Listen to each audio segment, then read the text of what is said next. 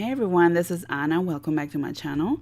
In today's video, I will be sharing with you how I made this really cute card using the Peony Bloom stamp set from Fun Stamper's Journey. And I colored this using the liquid colors, also by Fun Stamper's Journey, and I used them as watercolors. This is the stamp set that I use, which is really great. It has 3 sentiments that you can use anytime. And also, I like the sizes of the stamps since you can create your own backgrounds with them. And these are the liquid colors. They come in 12 different colors. You can purchase them individually or as a bundle. They are dye-based liquids that can be used for coloring and also with the gel press so you can create your own prints. For this project, I will be stamping on watercolor paper. I recommend you use 140-pound paper. It just gives you much better results when you're watercoloring. I am stamping with clear pigment ink since I will be heat embossing with white powder. And since it's clear on white, sometimes it's kind of hard to see. So you will see me lifting the paper back and forth every time I need to stamp, just to make sure that I'm not overlapping the images.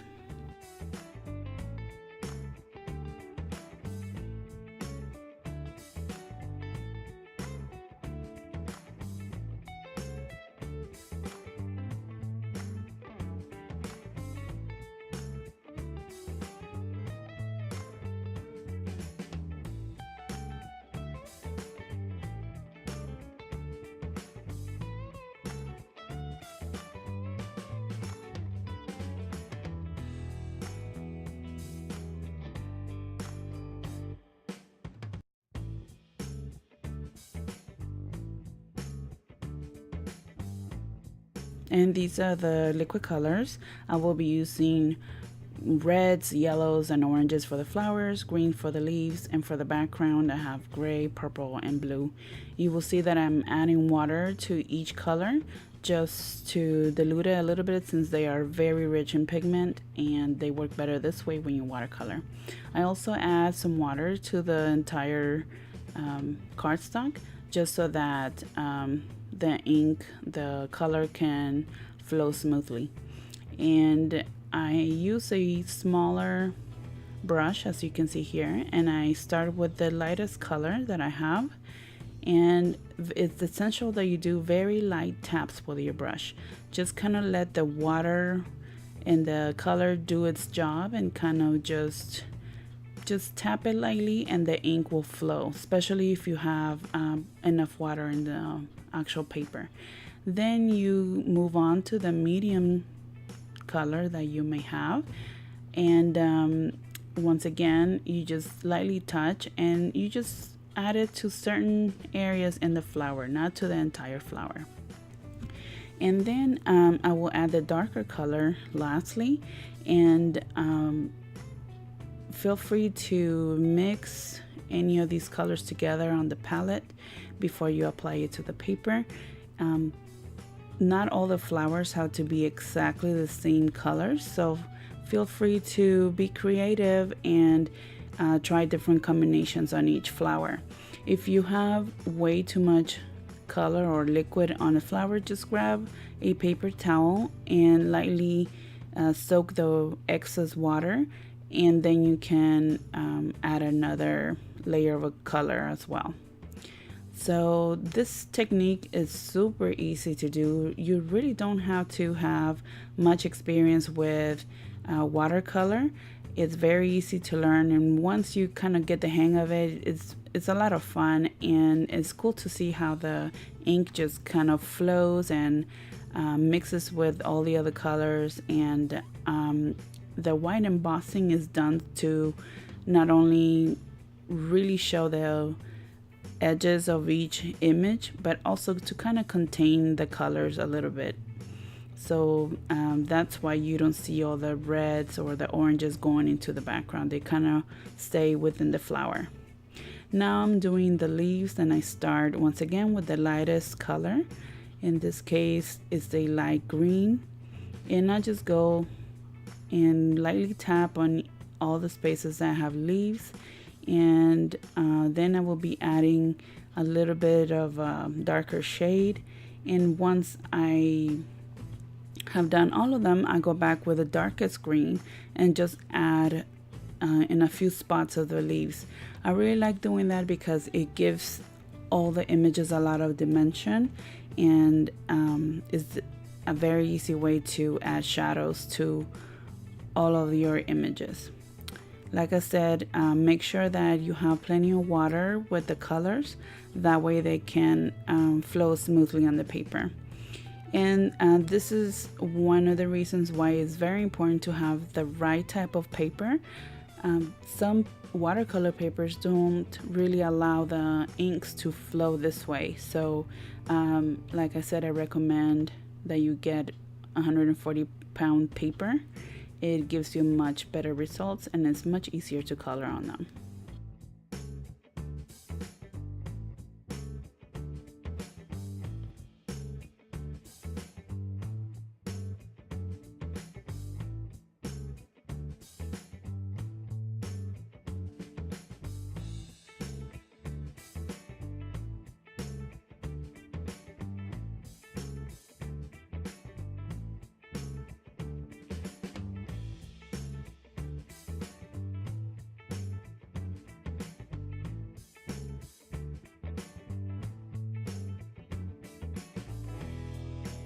Make sure that your colors are completely dry on the flowers and the leaves before you continue to work on the background. For the background, you will need to wet the white area again on the paper to make sure that your ink will flow smoothly. First, start with the light blue color and just kind of tap very lightly and deposit some extra color on certain areas just to create shadows and differences in shades. So just continue doing with the light blue around all the images, and if you want, you can actually just leave it as blue, just how it is. It looked really beautiful this way, but for this project I wanted to create a more dramatic background, so I ended up using gray and purple as well. So you will see me adding those colors here soon. But if you prefer the lighter background, you are definitely fine with just stopping at this point.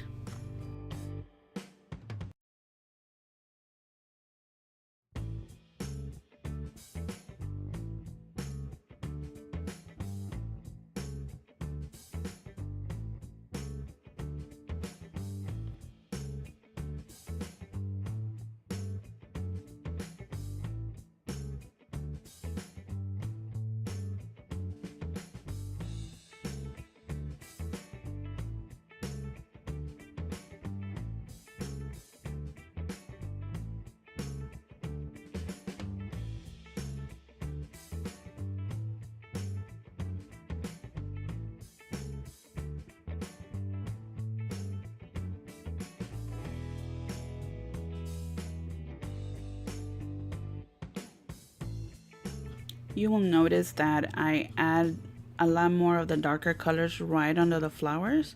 That's just to give the illusion of a shadow or right under the flowers, and I think it gives them more dimension, almost also like they're floating up in the sky somewhere. I don't know, but I really like that look, and I made sure that I added some type of dark color under each of the flowers.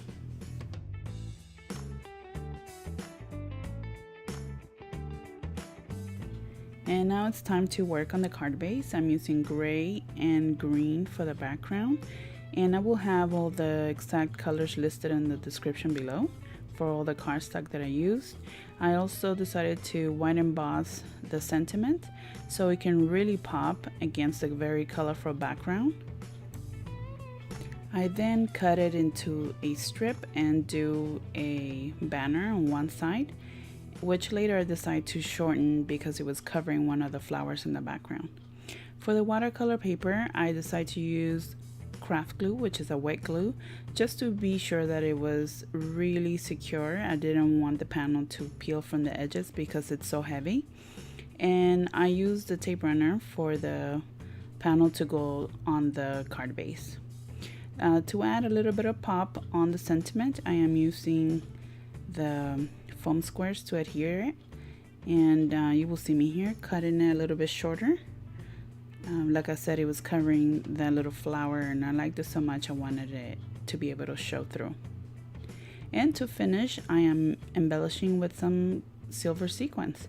I adhere the sequins using Journey Glaze, which is one of my favorite adhesives to use. And that's the end of the tutorial. I really enjoyed making this card. It's so much fun using the liquid colors as watercolor. It is very easy and it gives you very cool results. I think this is actually the easiest form of coloring that I have done, even more so than color pencils. So I highly suggest that you give it a try. If you enjoyed this video, please give it a thumbs up and don't forget to subscribe to my channel. If you have any questions, feel free to leave a comment below or send me an email to the email address on the screen. Thank you so much for watching and take care of yourselves. I hope to see you next time.